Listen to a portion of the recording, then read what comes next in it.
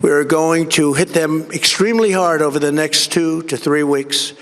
የአሜሪካው ፕሬዚዳንት ዶናልድ ትራምፕ ለ19 ደቂቃዎች ያህል በፈጀውና መላውን ዓለም በድንጋጤ ሽባ ባደረገው ንግግራቸው ኢራን በሚቀጥሉት 2 እና 3 ሳምንታት ውስጥ ታይቶ የማይታወቅ እጅግ የከፋ ወታደራዊ እርምጃ እንደሚጠብቃት በይፋ አዝተዋል።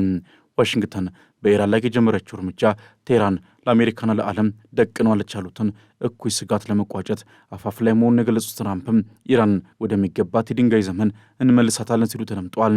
የኢራን አብዮታዊ ዘብ በበኩሉ ለትራምፕ ዛቻ በሰጠው ምላሽም አሜሪካና እስራኤልን የሚያደቅ ጥቃት እንደሚሰነዝር በዛተው መሰረት አዳዲስ የሚሳኤል ጥቃቶችን መጀመሩን አስታውቋል። የኢራን ወታደራዊ ምላሽ አክሎም አሜሪካና እስራኤል ስለ ስልታዊ አቅማችን የሚያውቁት ነገር የለም ብሏል።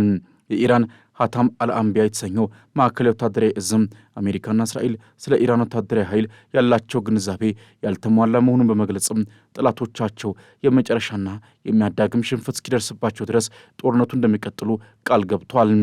የዙ ቃል አቀባይ በተስኒም የዜና ወኪል በኩል ባወጣው መግለጫ ስለ ወታደራዊ ኃይላችንና ትጥቃችን ያላቸው መረጃ ጎዶሎ ነው፣ ስለ ሰፊውና ስልታዊ አቅማችን ምንም የምታውቁት ነገር የለም ሲልም ዛቻውን አስተላልፏል።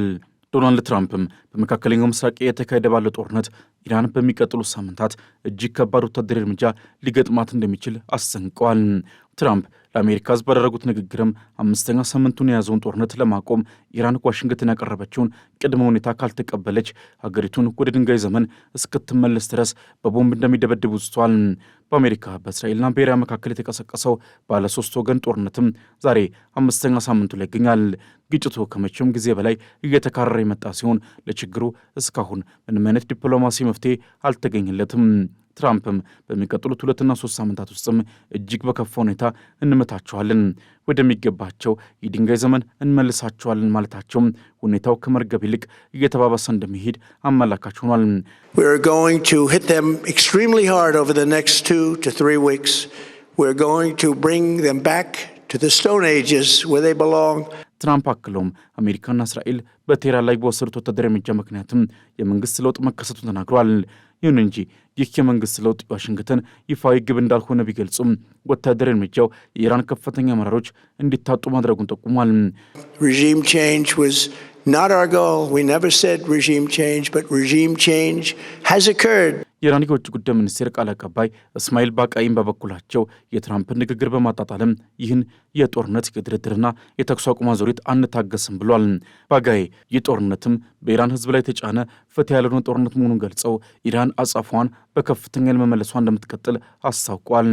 በተለይም የገልፍ ሀገራትን እንደ ጠላት እንደማትመለከት፣ ነገር ግን አሜሪካና እስራኤል የእነዚህን ሀገራት መሬት ለጥቃት መጠቀማቸው ችግር መሆኑን ገልጸዋል።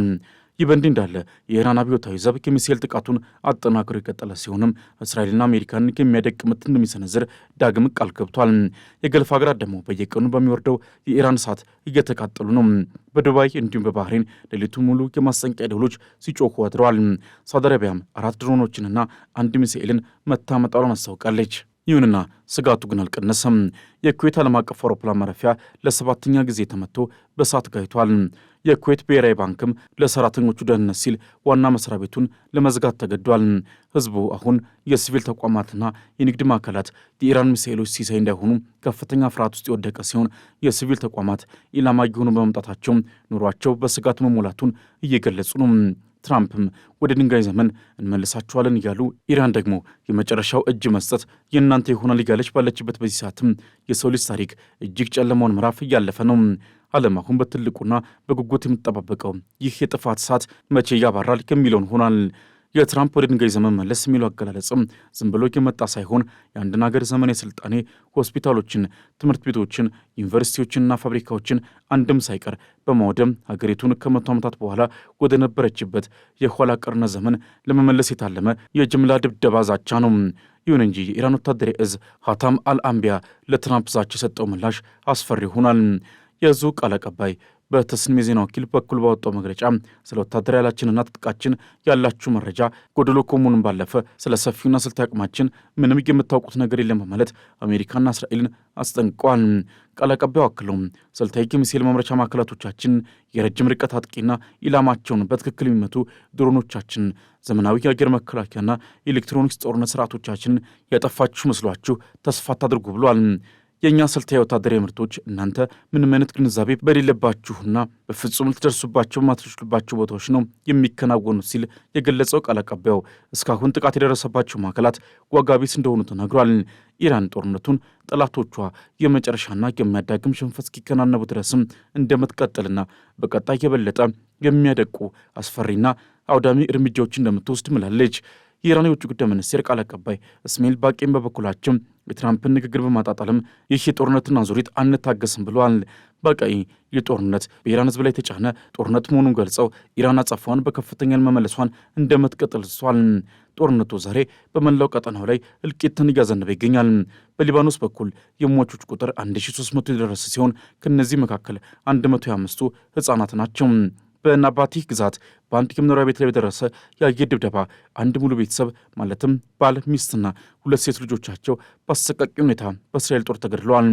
በሊባኖስ የቆሰሉት ሰዎች ቁጥር አሁን ወደ 4,000 የተጠጋ ሲሆን እስራኤል የምድር ወረራዋን በማስፋፋትም በሊባኖስ ደቡባዊ ክፍል በምትገኘው አንታራ ከተማ ውስጥም ከባድ ውጊያ እያካሄደች ነው። ሄዝቦላ ግን አሁንም በጽናት እየተከላከለ ሲሆን በእስራኤል ወታደሮች የጦር ሰፈሮችና ወታደራዊ ማዕከላት ላይ የድሮንና የሚሳኤል ናዳ እያወረደ ይገኛል። በእስራኤል በኩል ደግሞ በሰሜናዊቷ ኪርያት ሽሞና ከተማ ላይ በደረሰ የሮኬት ጥቃትም የ85 ዓመት አዛውንትና የ34 ዓመት ወጣት ቆስለዋል፣ ቤቶችም ወድሟል። በኢራቅ ደግሞ አሜሪካና እስራኤል የህዝባዊ ንቅናቄ ኃይሎችን ኢላማ ማድረጋቸውን ቀጥሏል። ባለፉት 24 ሰዓት ውስጥ ብቻ በኒኖዌ የኩዋይኔ እዝ ስር ባሉ ኃይሎች ላይ 2 ጥቃቶች ተፈጽመዋል። አሜሪካ ይህንን በኢራቅ ወታደራዊ መዋቅር ውስጥ ያለውን ኃይል በተደጋጋሚ እየመታች ነው። ይባስ ብሎም በባግዳድ የሚገኘው የአሜሪካ ኤምባሲ እጅግ አስደንጋጭ ማስጠንቀቂያ ወጥቷል። ከኢራን ጋር ግንኙነት ያላቸው የታጠቁ ቡድኖች ከ24 እስከ 48 ሰዓታት ውስጥ በባግዳድ እምብርት ጥቃት ሊሰነዘሩ ይችላሉ ያለው ኤምባሲው አሜሪካውያን ዜጎችም በአስቸኳይ ኢራቅን ለቀው እንዲወጡ አዟል። የአሜሪካን ታጋቾች ቁጥር እየጨመረ መሆኑና አሜሪካዊቷ ጋዜጠኛ ሼሊ ኪትልሰን መታፈኗ በዋሽንግተን ላይ ትልቅ ስጋትን ፈጥሯል። የታጠቁ ቡድኖቹ በተለይ አሜሪካውያንን ለመጥለፍ እቅድ እንዳላቸው ኤምባሲው ገልጿል። ፕሬዚዳንት ትራምፕም በንግግራቸው የነዳጅ ዋጋ መናርን በሚመለከት ኢራንን ተጠያቂ አድርጓል። የሆርሙዝ ወሽመጥ መዘጋቱ የነዳጅ ዋጋን በአንድ በርሜል ከ$100 በላይ እንዲጨምር አድርጓል። ትራምፕ ግን አሜሪካ የሆርሙዝ ነዳጅ አስፈልጋትም፣ እኛ በቂ ነዳጅ አለን በማለት አጋሮቻቸውን ብቻቸውን ተዋቸዋል። ትራምፕም አሜሪካን ከኔቶ ለማውጣት በቁም ነገር እያሰቡ መሆናቸው መላውን አውሮፓ አስደንግጧል። ኔቶ አገራቱ ለጦርነቱና ለወሽመጡ መዘጋት የሰጡት ምላሽም ለትራምፕ አላረካቸውም። የእንግሊዙ ጠቅላይ ሚኒስትር ኬር ስታርመር ኔቶ የዓለም ውጤታማ ጥምረት ነው ቢሉም ትራምፕ ግን አልረዱኝም በሚል ተበሳጭቶባቸዋል።